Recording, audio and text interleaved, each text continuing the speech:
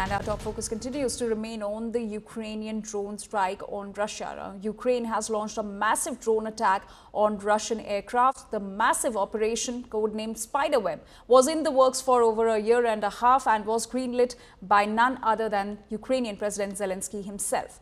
According to officials, this is the most damaging Ukrainian drone attack of the entire war and is a significant setback for Moscow. The strikes have come on the eve of a fresh round of peace talks in Istanbul today. Russian media is calling it Russia's Pearl Harbor. Ukrainian drones hit more than 40 Russian aircraft, including Tu-95 and Tu-22 strategic bombers, which Russia uses to fire long-range missiles at Ukraine. The strikes also caused a huge blast in Severomorsk, one of the key cities for the Russian Navy, where nuclear-armed submarines are maintained. The strikes, up to 4,300 kilometers deep inside Russia, simultaneously hit 4 Russian military airbases and the naval base in Severomorsk. Now, Russia's defense ministry has called it a terrorist attack across 5 regions and also claimed that all attacks were repelled. Загалом в операції було використано 117 дронів і відповідна кількість операторів дронів працювали. Вражено 34% стратегічних носіїв крилатих ракет на аеродромах базування. Діяли наші люди на території різних російських регіонів в 3 часових поясах. І наших людей напередодні операції з території Росії вивели. Зараз вони в безпеці. Готували операцію більш ніж 1,5 роки. Планування, організація, всі деталі були ідеально підготовлені. Можна сказати впевнено, що це абсолютно унікальна операція.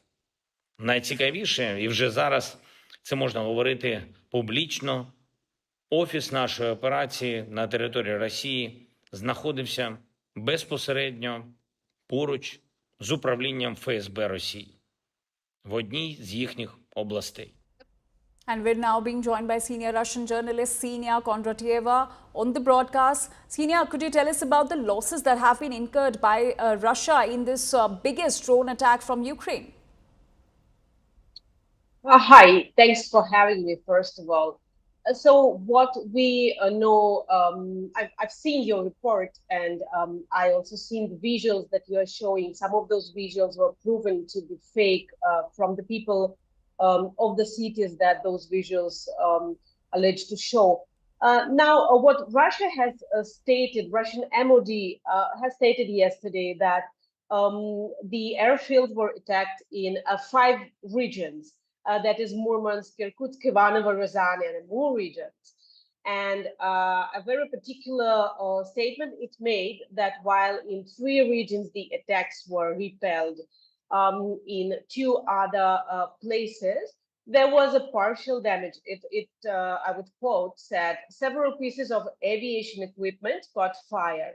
Now, so Russian side obviously does not confirm the claim, of 40 warplanes being hit.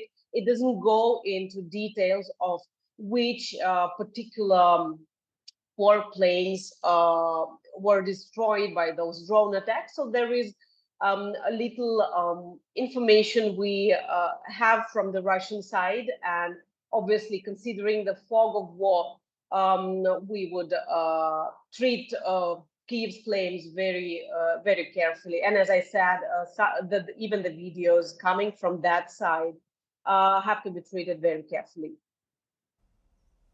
All right, Ksenia, do stay with us. Let us tell our viewers more about the Operation Spiderweb by Ukraine. Now, the drones that were used in this operation were low-cost, radio-controlled FPV drones. The targets that were hit were Tu-95 nuke-capable bomber, Tu-22 M3's long-range bomber, A-50 early warning aircraft, and there were damages of over $2 billion in this Operation Spiderweb, which is being seen as the biggest drone attack from Ukraine on Russia. And this information is what the Ukrainian agencies are claiming.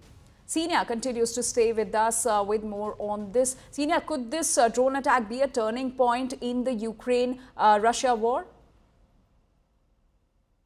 Oh, well, it's a good question. The attack is launched a day before Russia and Ukraine are set to sit in Istanbul for the second round of talks. The first round took last month, and these are, I would remind your audience, these are the first talks held since March, April 2022, when the two sides directly negotiated just uh, 2, 3 months into the war.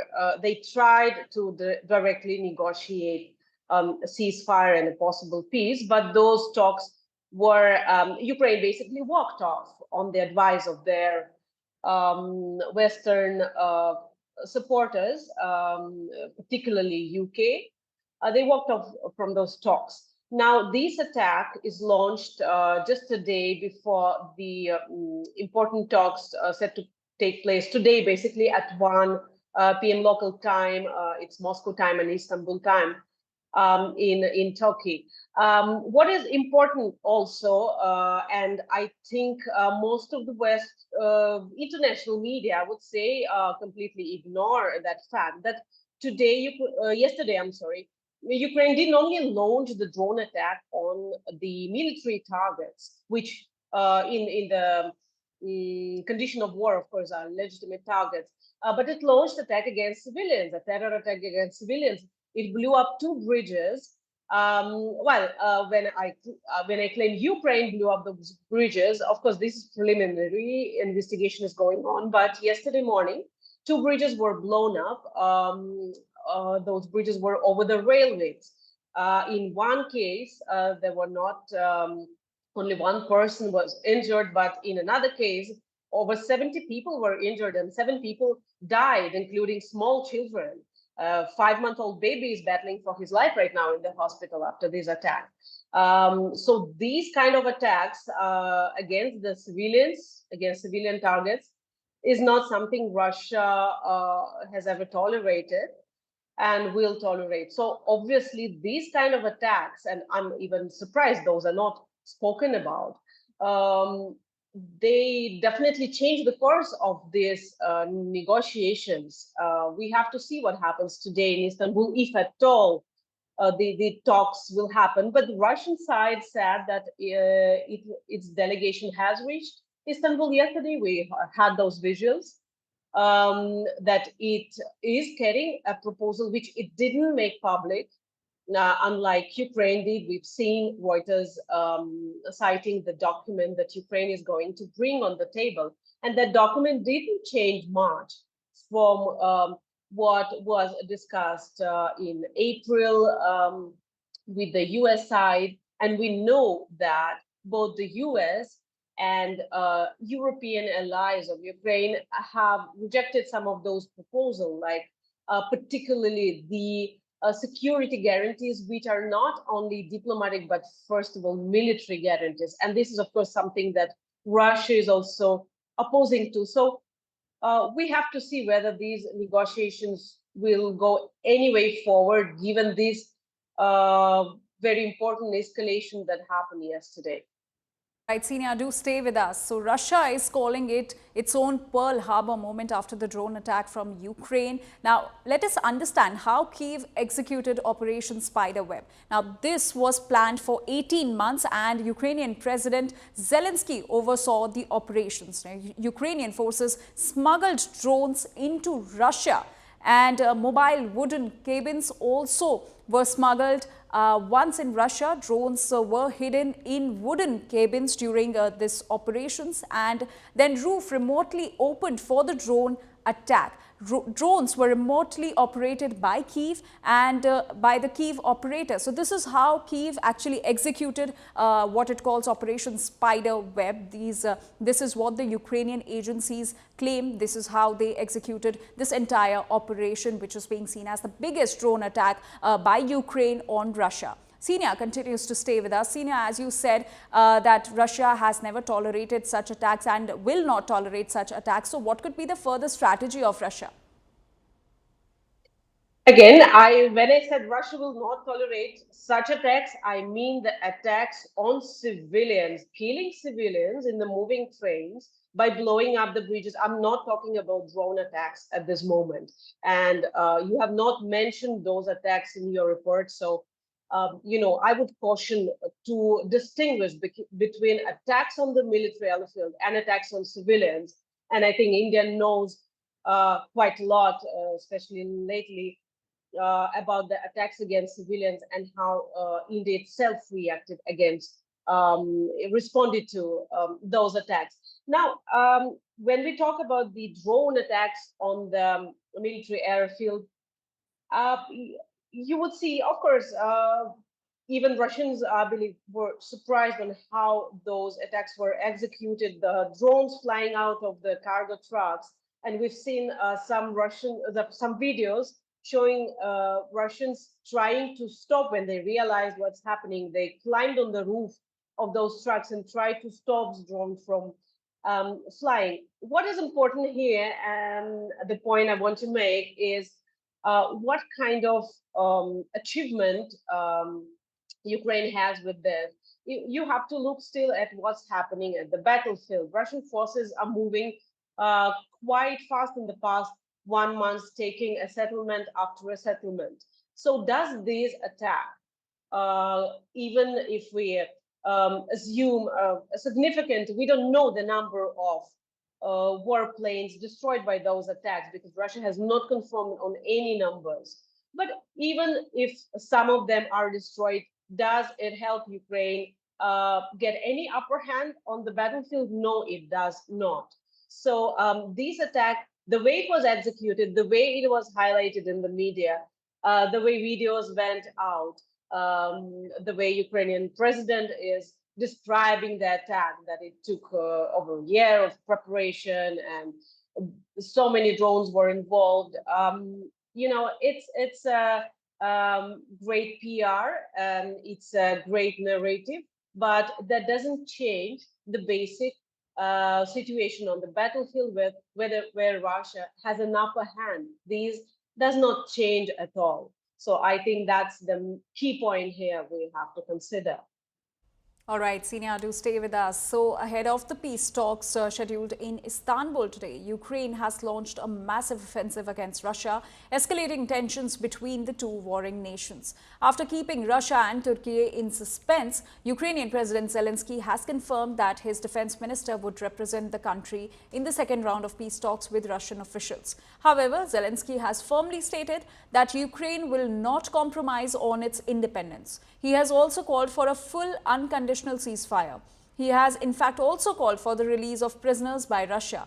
On the other hand, Russia has stated that it has already formulated its peace terms but won't reveal them ahead of the talks. Meanwhile, Russian delegation headed by Medinsky arrived in Istanbul for a second round of peace talks. Remember, the talks in Turkey follows a push from US President Donald Trump, who wants this war to end as soon as possible. Росіяни свій меморандум так і не передали нікому. У нас немає, турецької сторони немає, також у американської сторони російського документу немає. Попри це, ми спробуємо досягти хоча б якогось прогресу на шляху до миру. And senior Russian journalist Senia continues to stay with us. Senia, do you think with this drone attack, which comes just ahead of the second round of peace talks, Ukraine has undermined its own call for a ceasefire? Well, there were, I would say that first of all, these talks were proposed by Russia to have direct talks. This was a proposal by Russia. Vladimir Putin, the Russian president, made the statement on May 9 when Russia and many other countries in the world celebrated the Victory Day, the World War II Victory Day. So that proposal was made during press conference. Now, of course, Washington has been trying to achieve the ceasefire, but it has also shown its frustration with both sides. So there's a big question whether, Donald Trump would really stay within those, within the framework of these negotiations, or he would walk off, seeing what's happening, what's the reality of this. Now, what's important is that Russian proposal, even if you see the kind of delegation Russia is sending, and we know that Ukrainian side has criticized Russia for sending what they call low-level delegation to Istanbul for the second time. But if you see the composition of the delegation, these are people from various fields, from diplomacy to military, while Ukraine's delegation is completely military intelligence people. So Ukraine is not probably ready to talk about those things that bother Russia and those things that Russia wants to settle down as a part of its agreement to any possible ceasefire. So Russia is not only talking about stopping firing, it's talking about the legal status of the territories. It's talking about its long-standing demands that Ukraine should abandon its NATO plans. Ukraine should not be militarized by the NATO members. Ukraine should honor the rights of its Russian-speaking citizens. So these are the key demands from Russia since the beginning of this conflict, and long before that. These are what Russian side calls root causes of the conflict, and those root causes have to be addressed before any peace is being negotiated. This has been Russia's long-standing position, and we haven't seen any intention from Ukraine to even discuss these points. So it's really a big question on where these talks in Istanbul today are headed. Senior, Ukrainian President Zelensky has been demanding unconditional ceasefire, and it is also being said that with this drone attack, Ukraine is strengthening its position in the ceasefire talks. Yeah, but I think we've discussed it. Where is this strengthening of the position? Ukraine showed that it is capable of carrying out these kind of attacks. The what we call in the case of the train attacks that it possibly had committed, planting explosive into the bridge's structure, using some people, some agents in Russia whom it could pay. And we've seen this kind of attacks. Ukraine has been sponsoring terrorist attacks against government officials, even its own ex-Ukrainian government officials in the territory of Ukraine, killing them or wounding them in car explosions. The drone attack, as I said before, we do not know really the figures, and there are high chances that the figures claimed by Ukrainian side do not correspond with the reality. So it does not change the situation on the battlefield in principle. And this is the key. What has been achieved by Ukraine, except the great television that you can now show, except the great PR and narrative, but the war is happening on the battlefield. So, Senior, is a ceasefire realistic when there are attacks, there are counterattacks from both the sides, when both the sides are escalating militarily? Is a ceasefire realistic at this point of time?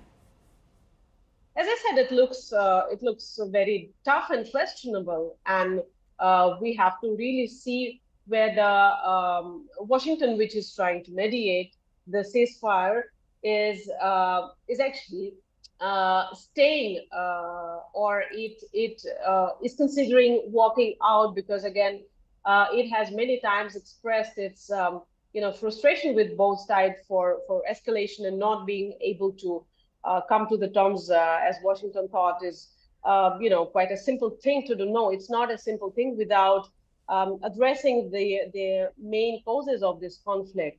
And I don't think these kind of Russia's key demands are being discussed. So I think there is a lot of doubts that this All talks and right. this process will proceed successfully. Unfortunately, that's the reality, I believe, at the moment.